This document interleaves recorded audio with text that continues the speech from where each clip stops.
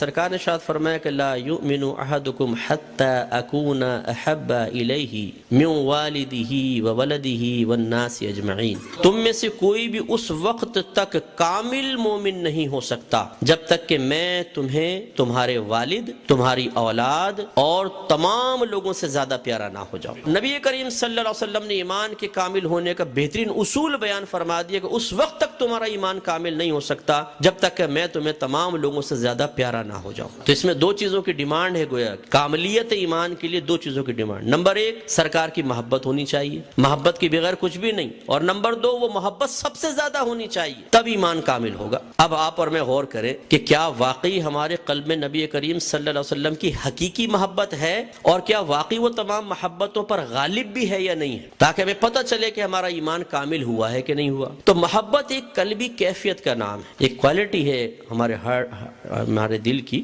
ایک خوبی کا نام، ایک وصف کا نام، یہ نظر تو نہیں آتی۔ تو علماء نے بیان فرمایا کہ محبت نظر نہیں آتی، یہ تو پیار کے ساتھ، پسندیدگی کے ساتھ دل کے کسی کی طرف مائل ہونے کا نام ہے۔ محبت ہو جاتی ہے، یہ محبت ہو گئی، دل مائل ہو گیا کسی کی طرف۔ اب یہ نظر کوئی آتا ہے، آپ اگر بیٹھے ہیں، آپ کے دل میں کس کس کی محبت ہے میں تو نہیں جانتا ہوں، تو پھر یہ کیسے پتہ چلے گا آپ کو، مجھے خود ہی کیسے پتہ چلے گا کہ ہمارے قلب میں واقعی حقیقی طور پہ نبی کی محبت ہے اور تمام محبتوں پہ غالب ہے؟ تو ہمارے علماء نے فرمایا کہ ظاہر سے پتہ چلے گا۔ جو مومن اپنا امتحان لینا چاہے کہ مجھے اپنے نبی سے حقیقی محبت ہے یا نہیں ہے، ان علامات کو اپنی ذات میں تلاش کر لے، اگر مل جائے تو سمجھ لے کہ وہ نبی کریم سے واقعی محبت کرنے والا ہے۔ تو میں چند علامات آپ کو ذکر کرتا ہوں، ہم سب کو اپنی ذات کے اندر ان کو تلاش کرنا چاہیے۔ اور علماء فرماتے ہیں پہلی علامت یہ ہے کہ جو نبی کریم صلی اللہ علیہ وسلم سے محبت کرتا ہوگا، آپ پر کثرت سے درود پاک بھی پڑھے گا، اور کثرت کی تعداد ہمارے علماء نے بیان فرمائی کم از کم ایک دن میں 313 بار۔ دوسری علامت یہ بیان فرمائی کہ جو نبی کریم صلی اللہ علیہ وسلم سے محبت کرتا ہوگا، آپ کی زیارت کا متمنی ہوگا،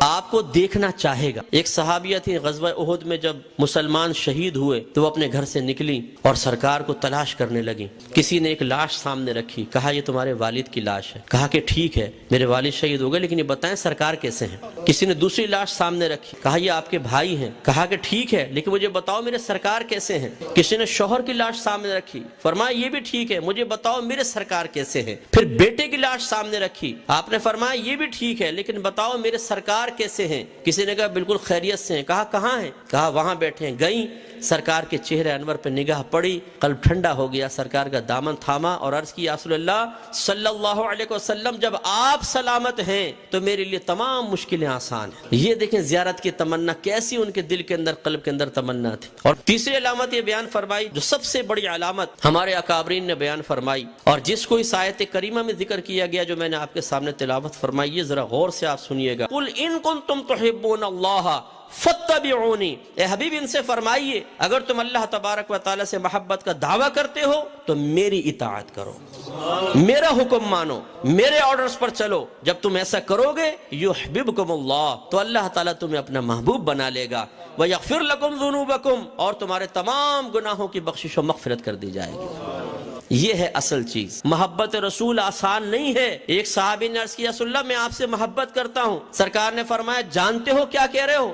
عرض کی کہ جی ہاں بالکل جانتا ہوں۔ فرمایا پھر آزمائشوں کے لیے تیار رہو، اس لیے کہ پھر تمہیں سیکھنا پڑے گا کہ تمہارے نبی کیا دیکھنا پسند کرتے ہیں اور کیا نہیں۔ جس کو ناپسند کرتے ہیں اس کو دیکھنا چھوڑ دو، جس کو پسند کرتے ہیں اس کو دیکھو۔ تمہیں بولتے ہوئے سوچنا پڑے گا میرے نبی کیا بولنا پسند کرتے ہیں اور کہاں بولنا ناپسند کرتے ہیں۔ جہاں پسند ہے وہاں بولو، جہاں ناپسند ہے وہ چیز زبان سے نہ نکالو۔ ایسی سننے میں، ایسی صحبت میں، ایسی مال کمانے میں، ہر چیز کے اندر سرکار کے احکام کو فوقیت، تو پھر زندگی تو تنگ ہونی، پھر امتحان اصل بنے گا۔ محبت امتحان مانگتی ہے، محبت قربانی مانگتی ہے، محبت جذبہ مانگتی ہے، زبانی نعرے نہیں، ہلنا جھلنا نہیں، خالی جھومنا نہیں، امتحان ہے، پکا امتحان۔ حضرت بشر حافی رضی اللہ تعالیٰ عنہ کے پاس کچھ لوگ آئے، حضور ہم آپ سے محبت کرتے ہیں۔ آپ نے پتھر اٹھایا، مارنے شروع کی، ان کو اے بابا کو کیا ہو گیا بھائی، بھاگے سارے کے سارے۔ حضور یہ کیا کر رہے ہیں؟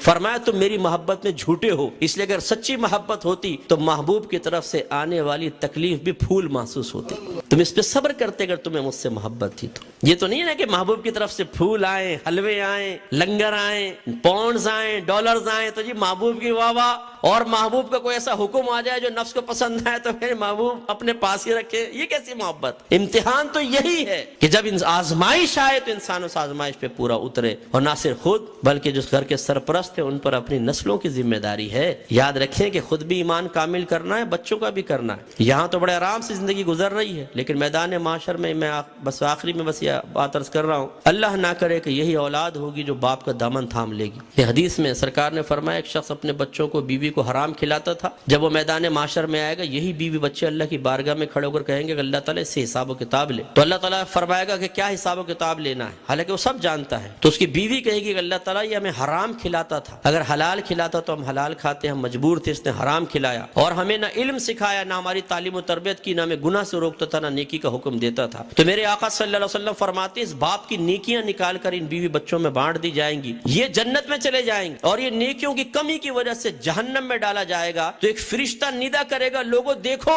یہ وہ شخص ہے جو اپنے بیوی بچوں کی وجہ سے جہنم میں چلا گیا۔ آج جن بیوی بچوں کے چہروں پہ مسکراہٹ دیکھنے کے لیے ہم نبی کریم کے ہزاروں احکامات کو پاؤں تلے رون دیتے ہیں، کل یہی بیوی بچے ہمارے نہیں ہوں گے، یاد رکھیں۔ اس لیے نبی کو اپنا بنائیں، پوری کائنات قدموں میں ہوگی، اور نبی کو چھوڑ کر پوری کائنات حاصل کرنے کی کوشش کی، خدا کی قسم ایک پائی بھی ہماری جیب کے اندر نہیں رہے گی۔